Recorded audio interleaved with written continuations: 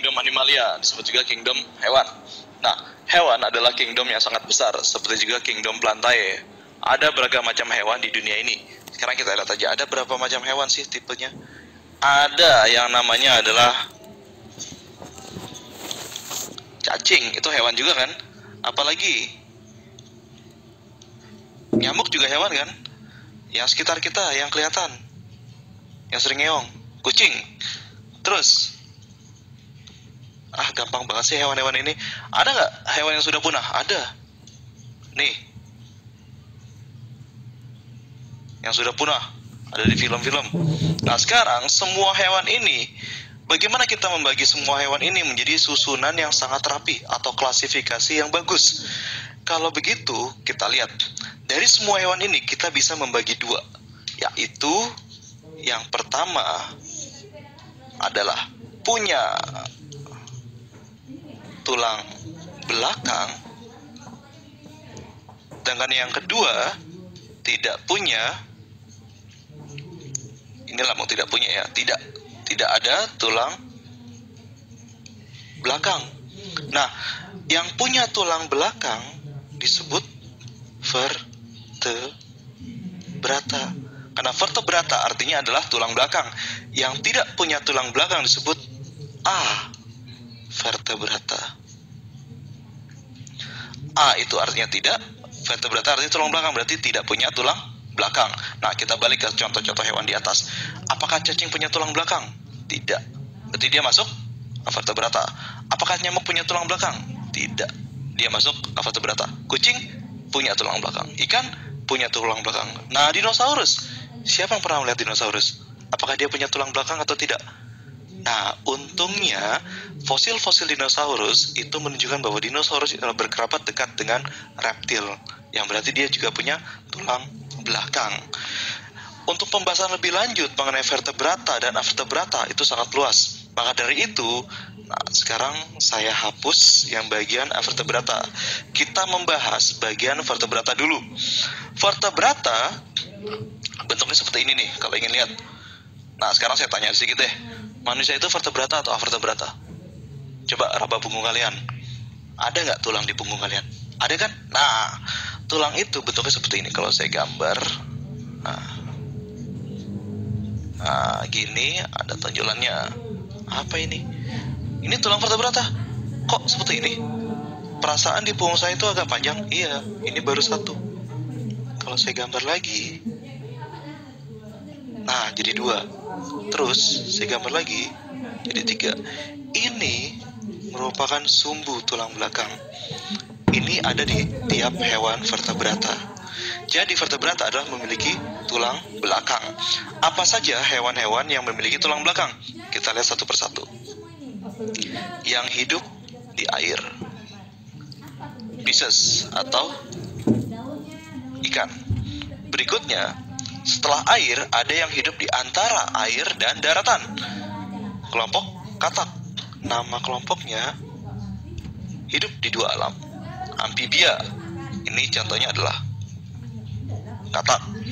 Berikutnya, yang sudah hidup di darat dan punya sisik, reptil. Setelah itu, yang bisa terbang, aves. Yang paling maju adalah kelompok hewan vertebrata yang menyusui. Betul, ini kelompok kita, mamalia. Nah, sekarang kita lihat satu persatu ciri-ciri dari tiap kelompok vertebrata ini. Kita lihat ikan. Ikan bernafas dengan, betul, insang. Amfibia bernafas dengan, amfibia karena dia hidup di dua alam, dia bernafas dengan insang dan juga paru-paru. Karena dia hidup di air bernafas dengan insang, di darat dia bernafas dengan paru-paru. Reptil bernafas dengan paru-paru. Aves juga. Lalu bagaimana dengan mamalia? Kita lihat diri kita sendiri. Apa kita punya paru-paru? Punya. Tulis. Selanjutnya, ciri yang sangat khas pada Pisces, dia punya sisik. Amfibia kulitnya tidak ditutupi sisik, tapi ditutupi oleh kulit yang lembab. Sedangkan reptil sama seperti ikan, dia juga punya sisik. Sedangkan aves, tubuh luarnya ditutupi oleh apa? Bulu. Betul. Mamalia luarnya ditutupi oleh apa? Bulu. Bukan. Ditutupi oleh rambut. Ingat ya, bulu itu hanya untuk aves, sedangkan pada mamalia yang sering kita sebut, wah, tangan saya bulunya banyak. Bukan, tapi banyak rambutnya. Oke, kalau saya bagi berdasarkan ini seperti ini.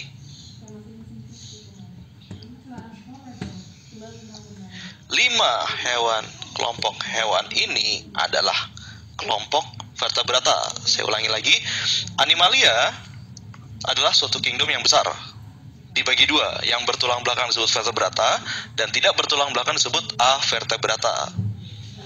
Vertebrata sendiri terdiri dari ikan yang hidup di air, bernafas dengan insang, amfibia yang hidup di 2 alam, bernafas dengan insang dan paru-paru, reptil yang hidup di darat, ada juga sih yang di air, tapi biasanya dia mempunyai paru-paru.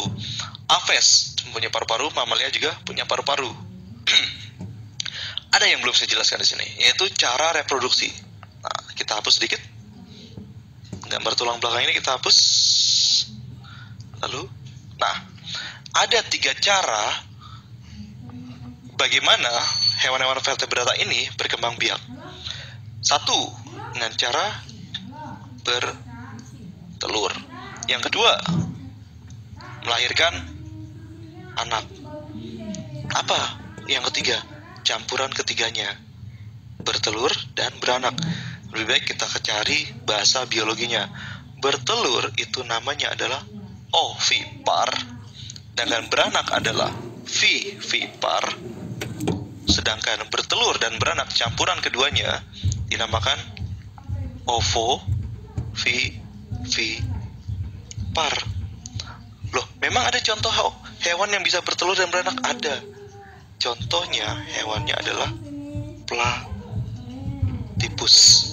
Mamalia berparuh bebek. Nah, berikutnya yang membedakan antara kelompok-kelompok vertebrata ini, 1 adalah cara berkembang biaknya, yang kedua adalah darahnya. Darahnya dibagi 2, berdarah panas dan berdarah dingin. Nah, sekarang kita lihat dari awal lagi. Yang bertelur siapa saja? Apakah ikan bertelur? Iya. Amfibia bertelur? Betul. Reptil bertelur? Ya juga. Berarti Pisces, amfibia, reptil. Oh, satu lagi, aves. Bentukan ovipar. Sedangkan yang mamalia itu beranak bersifat vivipar. Nah, sekarang bagian nomor 2, darah panas dan darah dingin. Apa sih arti darah panas dan darah dingin?